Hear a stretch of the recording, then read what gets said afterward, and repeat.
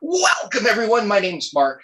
I'm here from representing Advanced Assembly and Royal Circuit Solutions, and we're here to help you figure out how to get through this darn component shortage, how to save money on your designs, and how to just generally be a better person, a better engineer, better everything.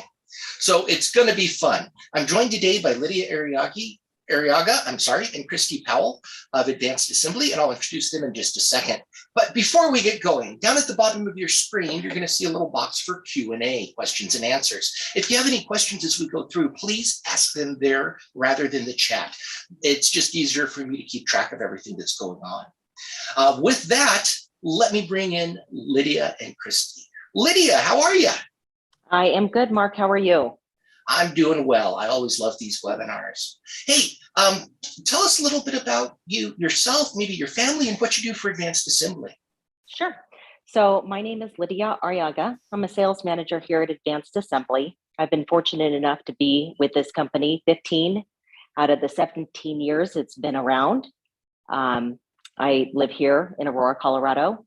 I raised 4 kids. We love doing all Colorado things out here. It's snowing a lot, but we managed to truck ourselves into the office today. What I do is I help customers in any facet that they need help, which is getting their printed circuit boards built quickly, cost effectively, and helping them take their prototypes and new products into production. Very cool. Well, thank you for taking the time to spend with us today. And Christy, how about you? Yeah, so my name is Christy Powell. You guys can call me CP for short. I am the director of purchasing, so I oversee our quotation, sourcing, and procurement teams with Advanced Assembly. I've been with the company for 6 years next month, and I've been in manufacturing and supply chain for about 20 years. That's really cool. You guys both have radically different jobs. Lydia, you're putting out fires over in sales, and Christy, you're putting out fires over in parts. Do you two work together often on a day-to-day basis? Let's say an hour-to-hour basis. Yes. Whoa, that's pretty Absolutely. crazy. All right, so let me start with something simple. I design boards is one of the things that I do. They're not very good, but nobody needs to know that. We'll edit that out. But let's say I have a design, and I generate my BOM, all my CAD files, everything. I would send them to Lydia, right? Correct.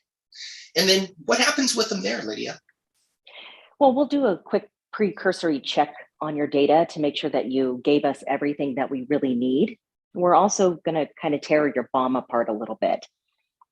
We run some really sophisticated automated systems for part sourcing through an API, and we need to have information in the BOM. We need to have manufacturer's part numbers.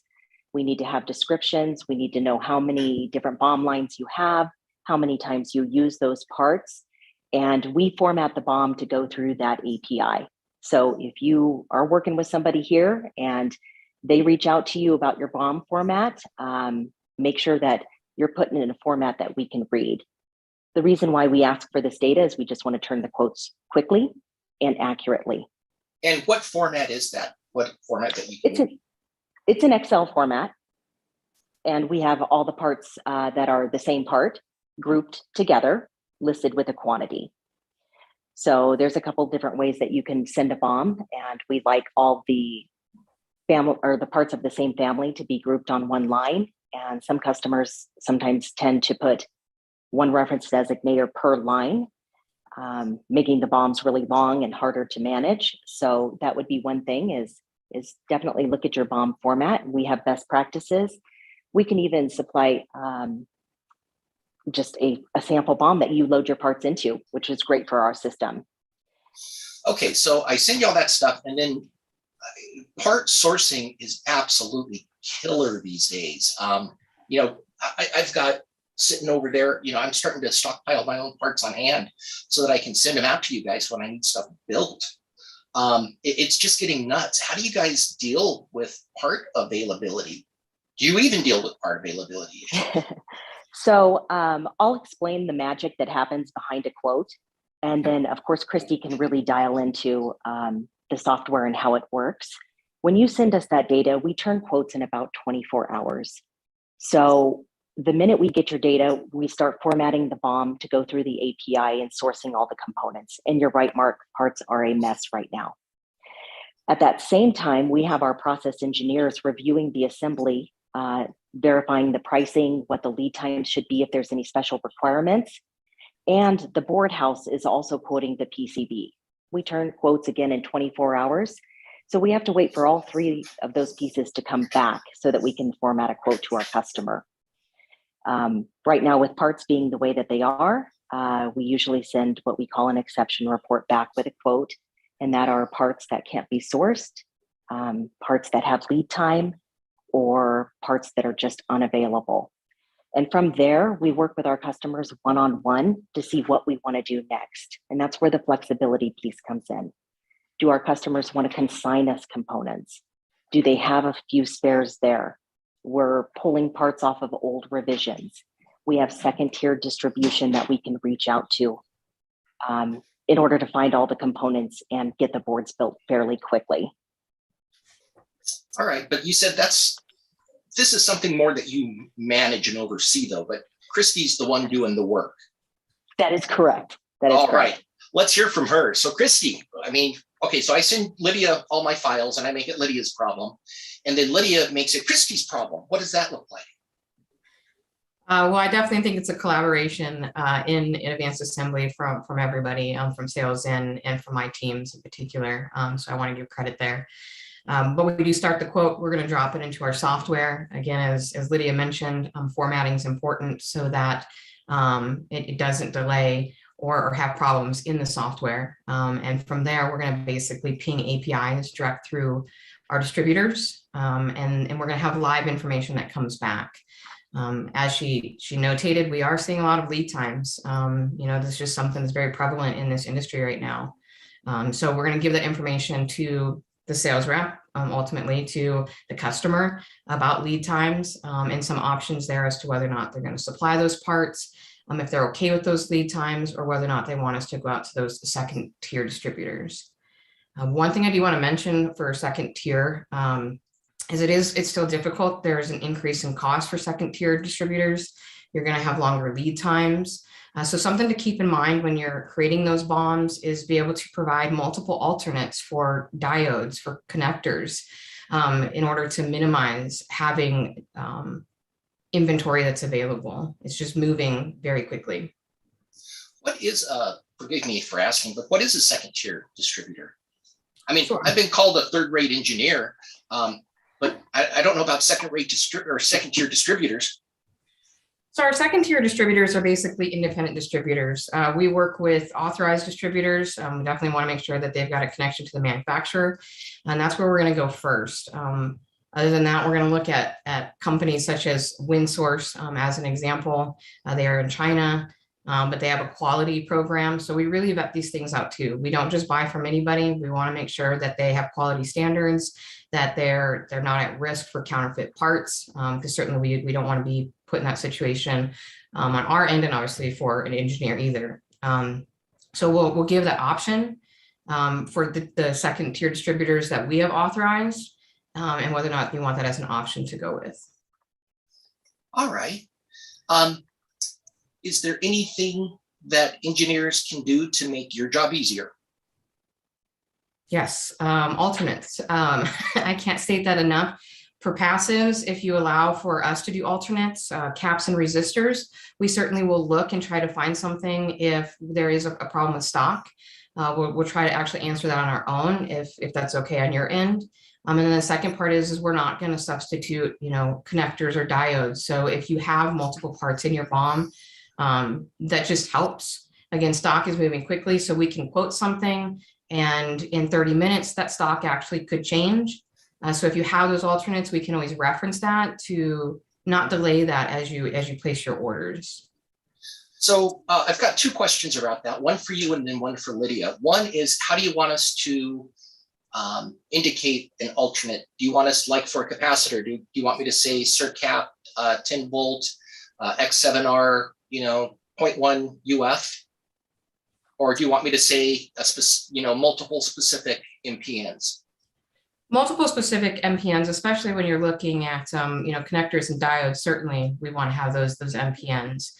For passives, it really is just communicating with the sales rep that you're okay with getting alternates for your passives, so that we know. We have a portion called parts trace.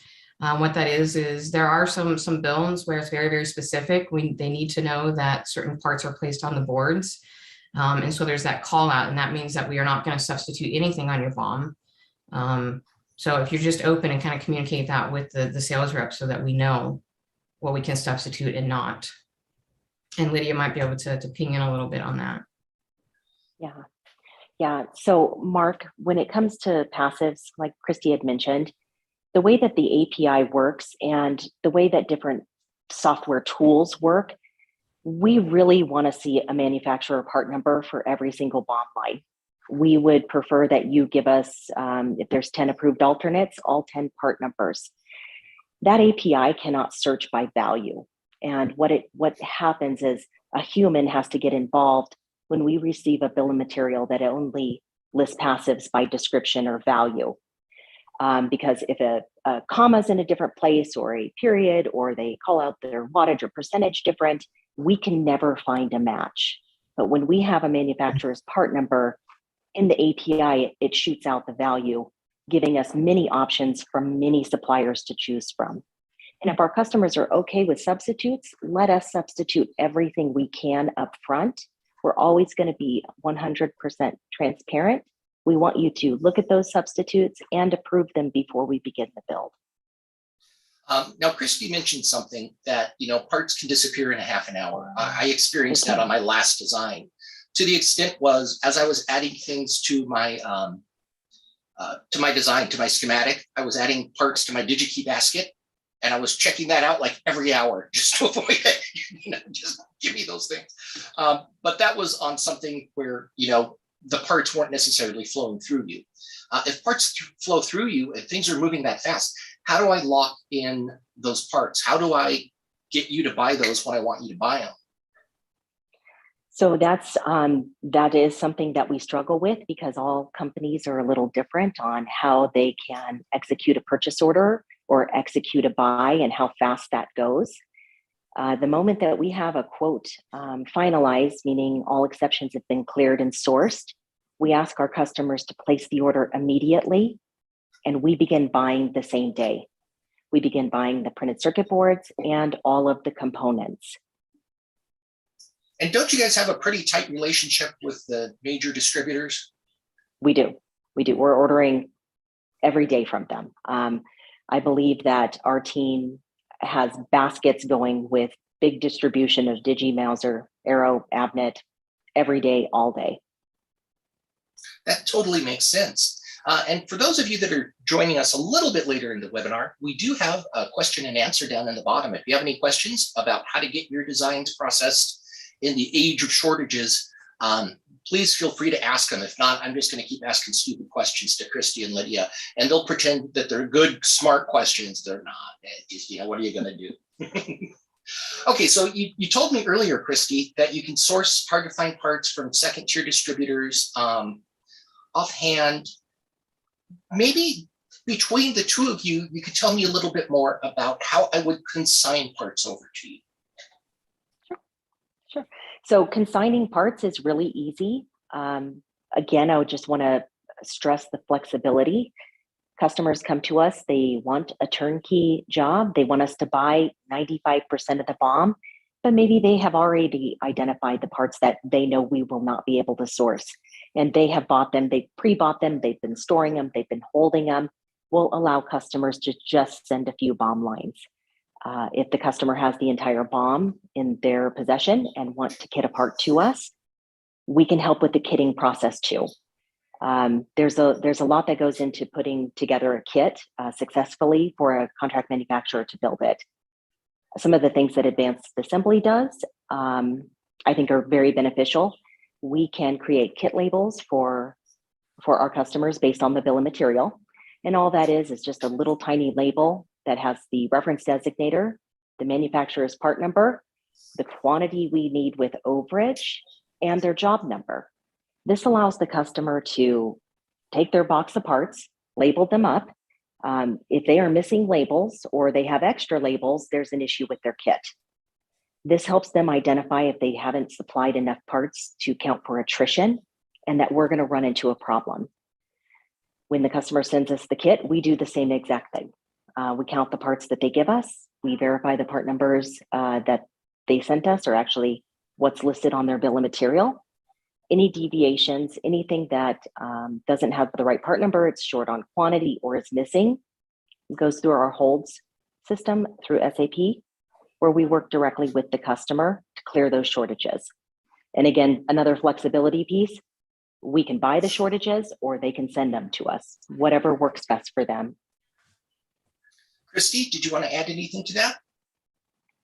I do. I think that Lydia summed it up perfectly. Again, just making sure, your BOMs, when you submit them, that they're clean and clear, just to avoid delays or issues, especially in the kit process in our receiving departments. Okay, so I've got a question. Overages. It always upsets me as an engineer when, if I know I need 100 of something and you guys tell me you need 120. For a passive that costs, 0.002 cents, I don't care. But some of those parts are pretty dang expensive. I've had overages, where I needed 10 of something and the company asked me, it wasn't you guys, by the way. The company asked for 20 and these ICs were like $60 a piece. And I'm like, what are you guys doing? So can you tell me about what overages are and maybe how we would deal with a situation, how advanced assembly would deal with a situation like that? Absolutely. So we do need overages. We run pick and place machines here. They work off of feeders loaded into magazines. And when we open the tape and reel, unfortunately, a few parts are going to pop out. But let me differentiate for our customers that are listening, and you, Mark, as an engineer. The parts that cause us severe pain are the passive components, usually 0402 and smaller. We have to have that extra feeder or that extra length on the tape to get them into our feeders. We have some pretty hard rules about overages, and I could supply those to anybody who's interested.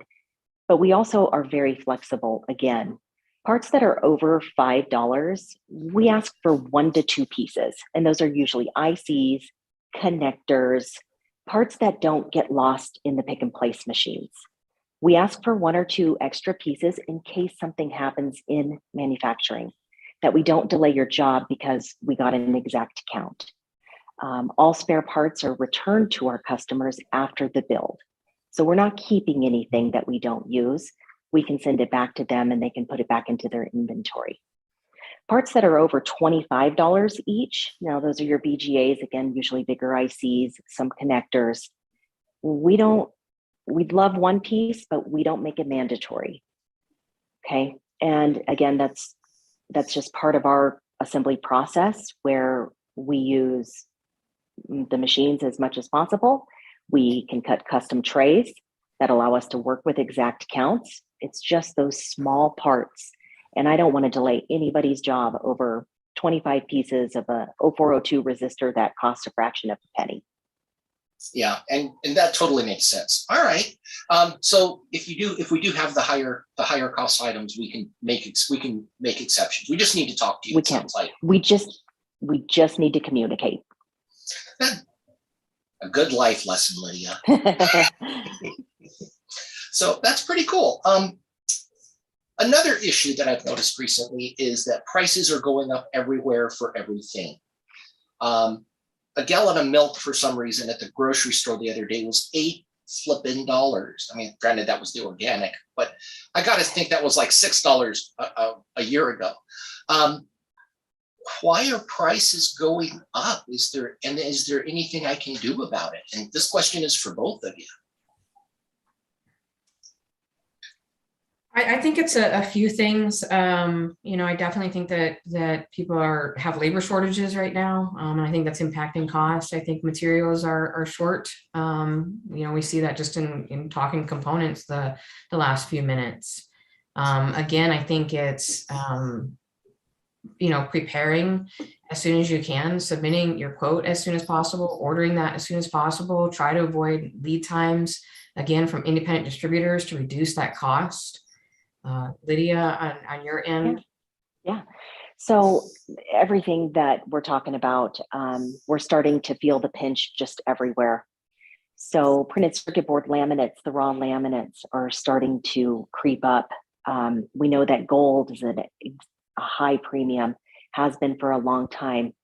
We forget that all of these raw materials go into electronics and printed circuit boards. And as materials are coming in, first of all, they're taking longer. I recommend to my customers that if they are thinking of a exotic material or an exotic stack up, to let us review it first. Let us verify the materials that we have in stock so that we're not placing special orders for laminate that could take 6 to 8 weeks to get here, where you're forced to buy a huge minimum quantity of it, even though you only need a few panels worth. And let our engineering staff help you come up with a design that works with the materials we have. We're all feeling the pinch on gasoline right now. It won't be long until overnight packages from FedEx and UPS start to skyrocket just to cover these costs. So just always looking at your timeline, trying to be in front of it, working while you're waiting for a lead time on one thing, you have another thing in the pipeline so that it doesn't always stack up. And that would be one of the key things right now. We're trying to prevent as much of an increase to our customers, but we can only cover so much.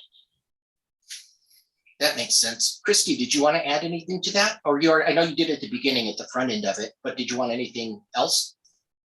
I think that's it. You know, we do the best that we can to help the customers and reduce cost. We're just seeing that and anticipate that.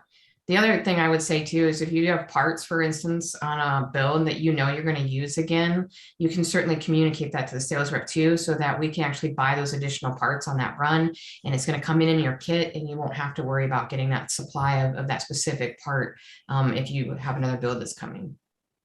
Okay, that totally makes sense.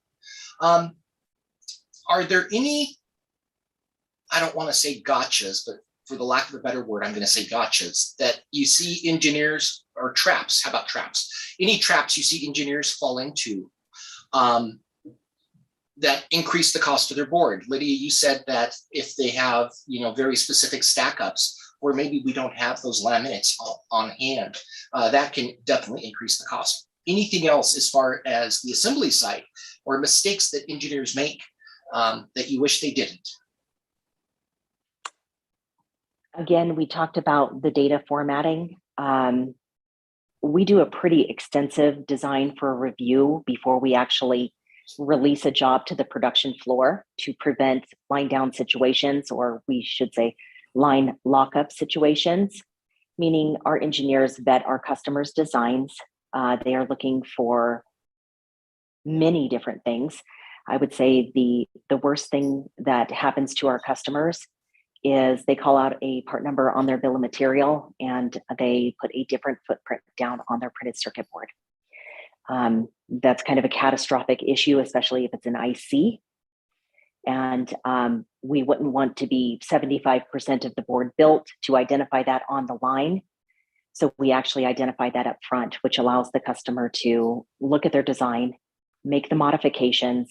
If something has to be turned over or supplemented, the costs are going to be way low. We haven't wasted a lot of time and materials on building it. And our customer isn't stuck with a fully assembled unit, except for the most important part on the board didn't fit. Totally makes sense. So design for assembly checks. And is that's something you guys do for all your customers, it sounds like? We do it on every job that is actually placed on order with us. Our customers can take advantage of that if they have a brand new design and maybe they just need another boost of confidence. I can do that at the time of quote if you give me 24 hours to do it. Yeah, well, I mean, even as a third-grade engineer, I can tell you how complicated board design is. There's so many things you have to keep track of. It's easy to make mistakes. All right, so we have a question from Ryan. Ryan, thank you for participating in our webinar today. Ryan says, can you comment on the supply chain trends you're seeing over the last 6 months? things getting better, staying the same, getting worse? And then I'm going to add to that. Do you know anything about what we expect to happen in the future? So we are watching supply chain very closely. I wish I could give Ryan a smoking gun. What we have noticed is it is starting to improve, but all industry trade reports are saying it will last throughout the rest of 2022 and probably into the first quarter of 2023. And that is for silicon-based components. No! I know. So one thing we are noticing with big distribution is when they list a lead time that seems just totally unreasonable, that's because they don't have updates from the manufacturers themselves. And although something may say it's got a lead time into 2023, if we continue to check stock with those manufacturers, there will be some visibility. And sometimes parts come in and out of stock when you weren't expecting them. I just encourage customers to keep watching. If you see them, buy them immediately. Like you said, Mark, put them in your cart and buy them. Most contract manufacturers will take your consigned parts. Wow. All right. Christy, I'm going to ask that same question, but this time I want a happy answer. Okay. Let's try it. I have to agree with Lydia, what she's seeing. That's not a happy answer. I realize. The one thing that I do want to mention is that we have a lot of communication with our distributors in particular. We reach out to them constantly to see exactly what their stock looks like.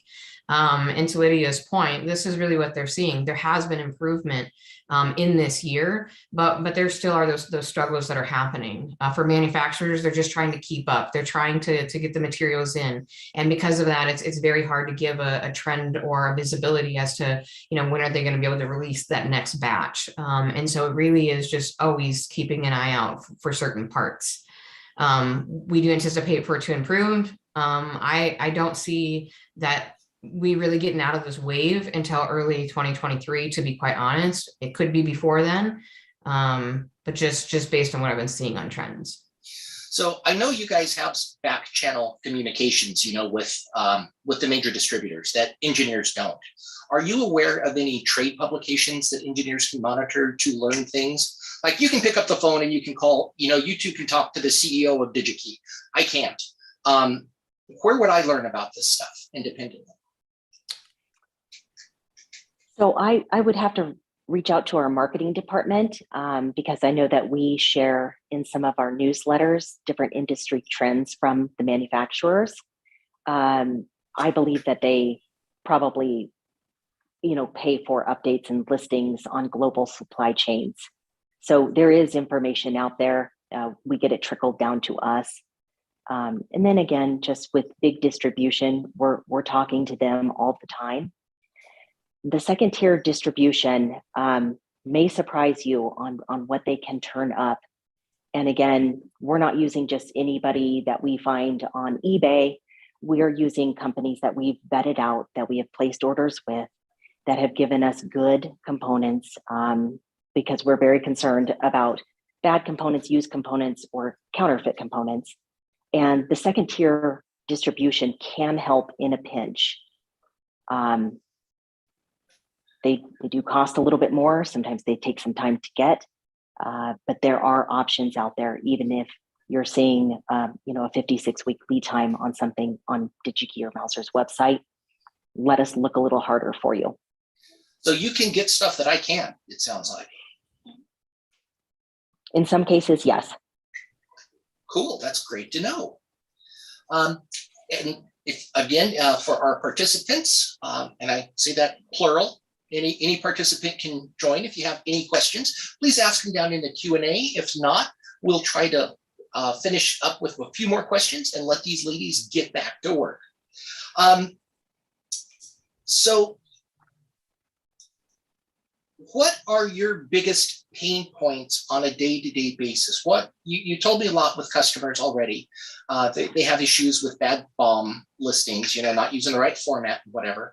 What other things do you just sit there and you're like, why do they keep doing this? And you just want to reach through the computer and shake somebody by the neck. Other than BOM, because we've covered that. Well, we try not to get too frustrated with customers because we are in the customer service business. That's probably why I'm not in sales. Yeah. Again, just the BOM formatting. I would love to have a conversation with every customer about how to format the BOMs that we like to see it, and also a way that would work well in their system. We have of late, because customers are starting to consign more components because of the shortages. We're a small company. We have so many people in our incoming receiving areas. The kitting is really important to us, Mark.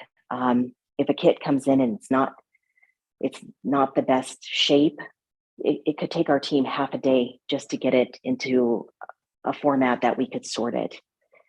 So I'd love to talk to customers about how to label components, how the best way to send them, the formats to send them, making sure we have overages. So kitting is really important. And then just another thing, because our software is so dialed in, is when a lot of changes start coming from the customer. When we do a quote, for example, we can get you out a quote, and then maybe there's a revision that the customer wants to see. And just to keep the revisions down as much as possible. Maybe if you decide you want to make changes, make sure all the changes are made before you submit new data. Lydia, there you are. We lost your camera there for a second. I'm sorry. I am going to actually, while we let Christy again tell us about pain points with customers, I'm going to actually go offline for a second and grab a kit of parts, and maybe you and I can have a quick conversation about that, if that's okay. Sure. All right. So Christy, pain points. What do you wish customers knew? What's in your brain that needs to be in theirs? I don't have a whole lot because we don't really have that connection as far as that. Certainly BOMs are important. I would say that if you do have a BOM where you have multiple parts that you're supplying, a suggestion would be to reach out to our sales team and inquire as to how to supply that information so that it's clear and we can process this as quickly as possible. The other suggestion is just to make sure that you supply your files and try to have as complete as information as possible when you're submitting that to us to process. Lydia, did you have anything else in addition? No, again, we're here to help customers. We'll encourage them to follow our best practices. Their jobs will go smoother. We'll be able to build them faster. In the long run, it saves them money if technicians don't always have to get involved to update or correct anything. But again, it's the communication piece. If there's something that we want you to change, we're probably going to reach out and see if we can come to a compromise there. But ultimately, we're a service industry and we're building your products. So our customers get to make the rules. All right, sorry I had to disappear there, and I hope you heard Chester there filling in for me, asking some questions. I got kits of parts and I got bags. I mean, we're ready to go, Lydia. Okay. So what's the first thing I need? So the first thing that you probably need is hopefully your BOM and a set of our kit labels. There you go. Right here, Lydia. Great, yeah, I wonder who gave those to you. I think you did, Lydia. I think it was you. Yeah. So we would want for you to essentially perform an audit on the bag of parts that you have. You should have a label for each bag of components. For us, it's very important that we have the reference designator, the manufacturer's part number, and the value of the component. Okay, so I've got it here. So my reference designator is I'm looking in the camera and it's really small. Am I pointing to the right spot? Yes. Okay. Yes. Yeah. And then my manufacturer part number. Correct. You guys asked for 10 components and I gave you 11. That is correct. So I see something missing from your BOM, Mark. Uh-oh, what's that? Yep. So that kit label is directly exported from your BOM, and it is missing the value of that component. It just says it's a TVS diode. No, it's not. Yes, you're right. It is. You're right. Okay. Yep. Okay. So we would only be able to verify that part based on the part number. We would not be able to verify it by the value. I'm sorry, Lydia. That's no good. So let me see. This is a different one. Is this one better? So there is a value on there. It is a little light on information, but I think it says a 1K 5%. So you would like to see that also say like 0603. Correct. Oh, The wattage, yes. I'm sorry, Lydia. That's what we're here for. Should we try another? Let's see. What else do we have here? I'm going to get myself in trouble. Yeah, that one's not good. That one's. So Lydia, I need some new labels. Yeah, get me a new BOM. I'll get you some new labels. Okay, but And what if I just give you, would it be better if I just took a, I don't know if I have one here, but if I just took a manufacturer's bag and just sent you that, wouldn't that be better then? as long as you write the reference designator on there, you could definitely do that. Okay, so I should, maybe if I put the manufacturer on one side and then I put like your label on the other or something? That would be perfect. That would be better. Yep. So Lydia, it sounds like I'm part of the problem. Well, I wouldn't say that. And what it is, I mean, Mark, we can still proceed with the build. It's just that we're not able to do the full verification of the component that we want to do. Right. It's been known before that our customers put a part inside of a bag and put a label on it, but it's indeed not that part. Even our big distributors, have picking errors. And a part of our process is to make sure that we're placing the right components on the board in the right location. We don't want our customers to receive their product with wrong parts installed. They could spend days and weeks trying to figure out what's wrong. It'll end up coming back on an RMA, causing a huge delay for our customers. And so that's why we do all of these checks and balances. And I hope that we're not being too strict in the industry, but we have found that we catch a lot of things before it's a big deal. What about reels? Anything special about those? I don't know. Not really.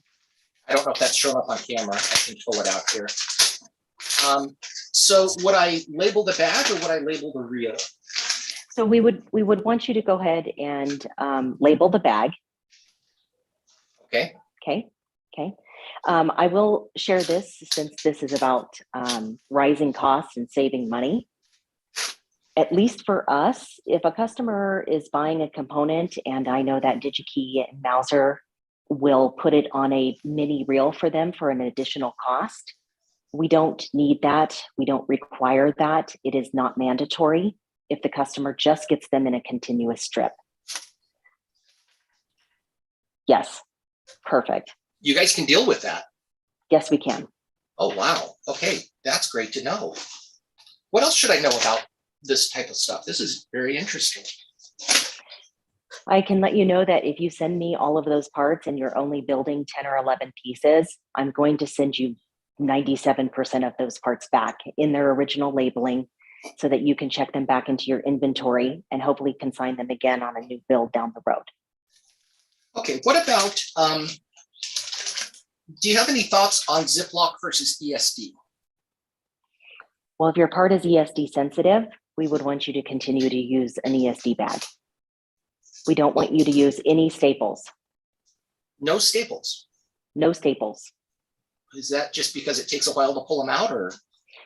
Well, a person here does have to open and rip out every staple, which can be messy. It also damages the bags. And we really just don't want sharp metal around your parts. Is that person Sebastian? Because if so, I will staple the heck out of these bags. I'll just let you know that's a company-wide feeling. So what else? I mean, this is all fascinating information, Lydia. What else should I know about kitting? just that your parts should always be labeled. You should always be referencing to your job number, your reference designator, and communicate with us your tracking information. Believe it or not, we are waiting for your parts to come in. We do manufacture in several locations. We will tell you where to ship your parts. Please don't jump the gun and think that the build's happening at the last place it happened at. Could change. Every time we receive materials at the wrong location, it's very expensive to pay FedEx to deliver them to the right location. So those are just some of the things about kitting. Using our kit labels whenever you can is important. Okay, what about things that are a little harder to, some things you don't get in reels or trays or tubes or strips or anything, like for example, this little 4-wire JST connector. If I have to send you, say, 100 of these, that's got to be a nightmare. How would you want me to package those for you guys? So you could probably place those into a bag, and then we would ask you to wrap that bag in bubble wrap so that nothing is actually damaged. Making sure that if you're reusing an open bag, tape it closed so that parts don't fall out of it. If you have parts that are easily damaged, use foam and pack them and tape them on all sides so that the parts don't wiggle out during shipping.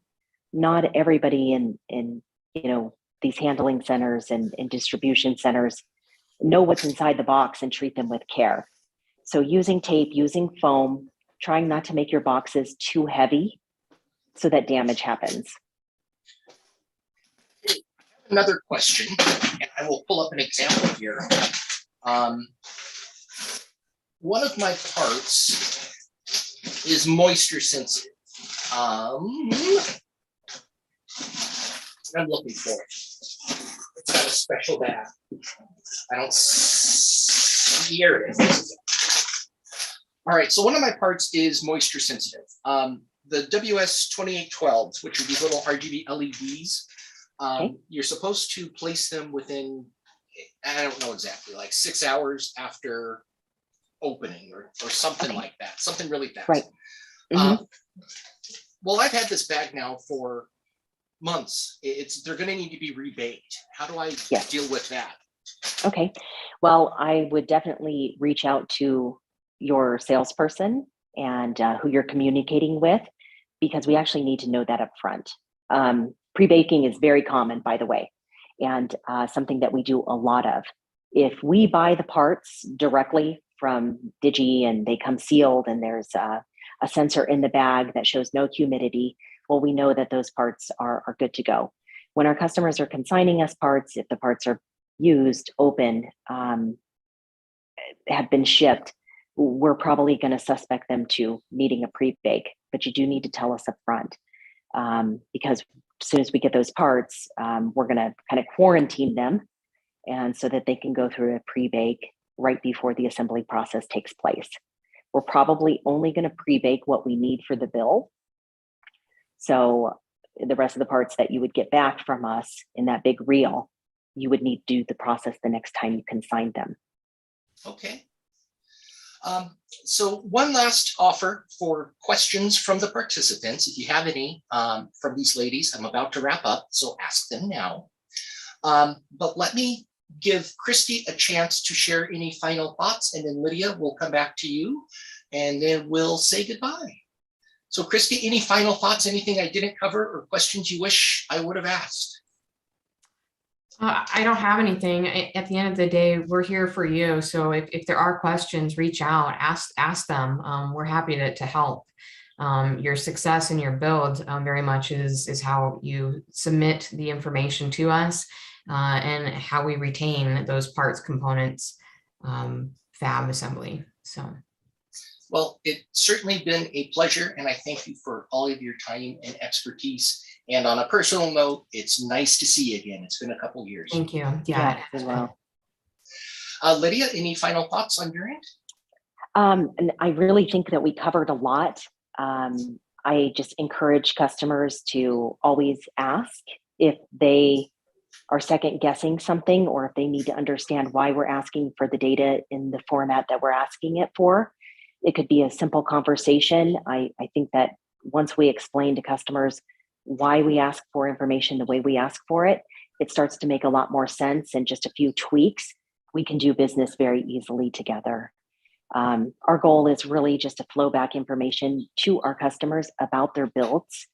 And if that means long lead times on parts, delays, a customer can ask me anytime, what's driving the cost of my part, and we'll dissect it right there. I can tell them how much the fab cost is, how much the parts cost is.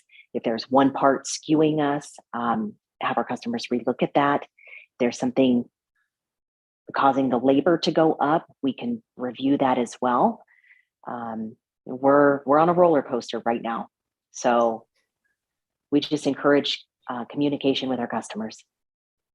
Well, Lydia, it certainly sounds like you are the person to talk to over there in sales. And there's got to be colleagues just like you with Absolutely. with a great deal of expertise. So I will reach out in the future, I promise, and I'll try to make fewer mistakes on my bags. Sorry about that. What are you gonna do? Hey, we're going to, well, we did record this webinar. We're going to make this available at aapcb/blog on the Advanced Assembly YouTube channel. If you are not already, please go ahead and like, subscribe, and share our channel. We've got all sorts of fun information. We've got some experiments in playlists going. So if you might see something that you like. It goes from the ridiculous and absurd to the fun and interesting. And if you want to be notified about the next big thing, you're going to find it there. On this webinar, on this recording, we'll go ahead and include the links out to our kitting practices. You said there's like 5 steps to prepare your kit, something like that. And I think you mentioned another something too. I forget what that one was, but we'll find that and we'll attach it to the webinar as well down in the YouTube comments. So Christy and Lydia, thank you so very much for your time today, ladies. It's been an absolute pleasure. And I look forward to seeing you again if travel ever opens back up. You know? Well, we appreciate it too. Thank you, Mark. All right. Have a great day, everyone. We'll see you. Thank you. One last thing. We'll see you Thursday. Next Thursday, we're going to have a conversation about PCB trace temps and heating